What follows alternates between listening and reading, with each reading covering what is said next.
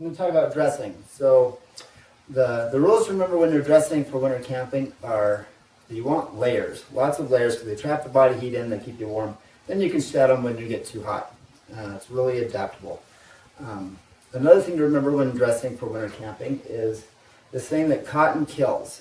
The reason for that is that when cotton gets wet, it loses its ability to retain heat, and so it becomes very wet and cold and takes a long time to dry. Everything that I have is synthetic. Mostly have a little bit of wool, but synthetics and wools are great. They maintain heat when they're wet, and they also dry quickly. Two very important characteristics when you're camping in the cold and snow. These are just some very thin thermal underwear. So I wear that as a nice base layer on the bottoms. I've got a matching base layer for my top. It's got a little bit long so I get good coverage. The sleeves are nice and long. This pair is really nice. It's got the monkey sleeve. Keeps it down, keeps snow off my wrist or cold from off my wrist. Those are really nice. I like those a lot. The next layer I put on are some fleece pants. Again, these add a little bit more insulation, a little bit more warmth, but still soft, flexible, synthetic. With my kids, when we go skiing, we often take them skiing and have them wear their pajamas. They've got some nice warm winter polyester pajamas. They're nothing fancy. They didn't cost a lot, but they're synthetic, they're polyester, they're like fleecy, and they work really well.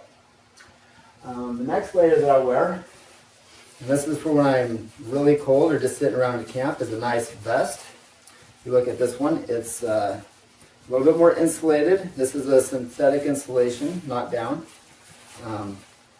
Again, just a nice layer to maintain heat around the core of the body. To keep your core warm and your heart's going to be comfortable, it's going to pump that blood out to your fingertips, keep your fingers warm. Main thing is maintaining that core temperature.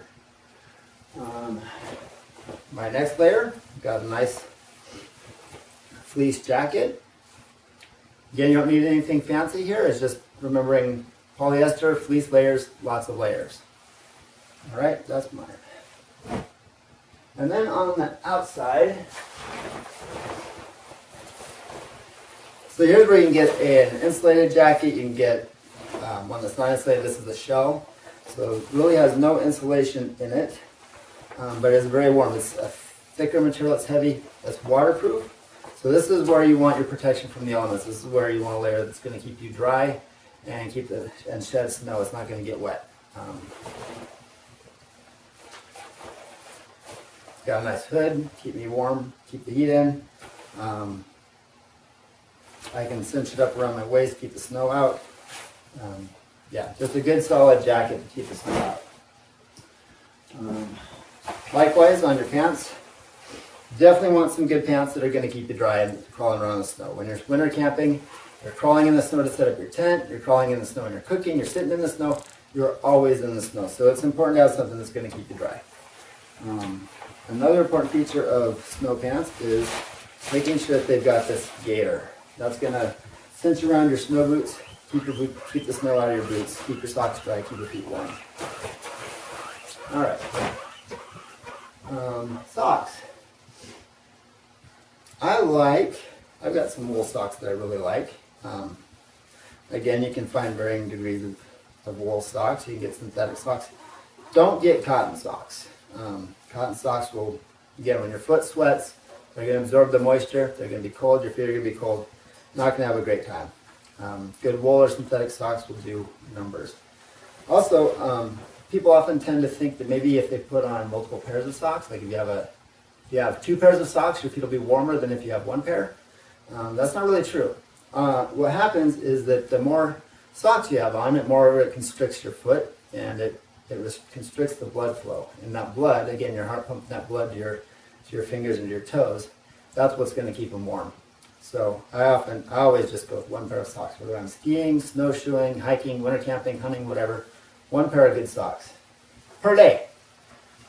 And I mean per day because, again, my feet sweat, they're going to get wet. And it's nice to, when I go to bed at night, I crawl into my sleeping bag and I put on a clean pair of socks because they're going to keep my feet warmer at night. All right. This one's kind of a luxury. These are my down booties. These are actually I just sleep in. Like I said, when I crawl into my tent, I put on a pair of warm, clean socks, put them into these guys. It's like a sleeping bag for each foot. These are awesome. But they're not for everyone, so definitely optional. But if you do a lot of winter camping, you might like a pair of those. Footwear. While we're on the topic of feet, I wear a pair of waterproof hiking boots. Some pretty burly boots. Lightly insulated, not a ton on these, but they keep my feet very warm. I'm very happy with them.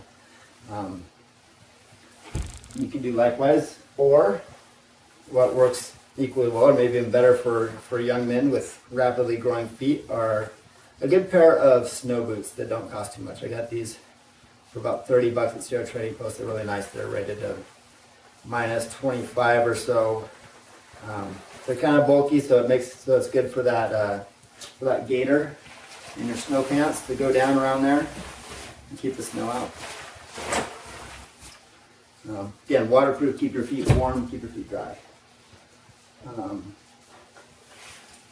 One other thing, again, if you do it a lot, lots of snowshoeing or lots of cross-country skiing, you might want a pair of gaiters. This is just another layer of protection. Goes around the snow pants and tightens up around the boot. Really does an excellent job keeping snow out. Again, it's an optional thing. If you're doing a lot of winter camping, I'd highly recommend some of these. Moderate winter camping, not so much. Hands. So for my hands, my system is a glove liner and a mitten. This is how I like to camp. The reason for this is that I've got a nice glove liner here. It's thin. I've got good dexterity. I can operate my camp stove. I can operate zippers. Pretty much operate everything I need to operate with these on. There's a response when you touch cold metal or cold things where it triggers your blood to withdraw and go back up your arm. Your heart sucks it away, making your hands even colder, and it takes a while for them to warm up. You keep a layer between you and the cold. That's going to protect your hands. It's going to keep them infinitely warmer. And then I wear mittens because I get all the fingers warming each other. I find that I don't get that much more dexterity from a full 5-finger glove than I do from a mitten. When I need dexterity, boom, I've got it. My hands are still protected. I'm still staying warm.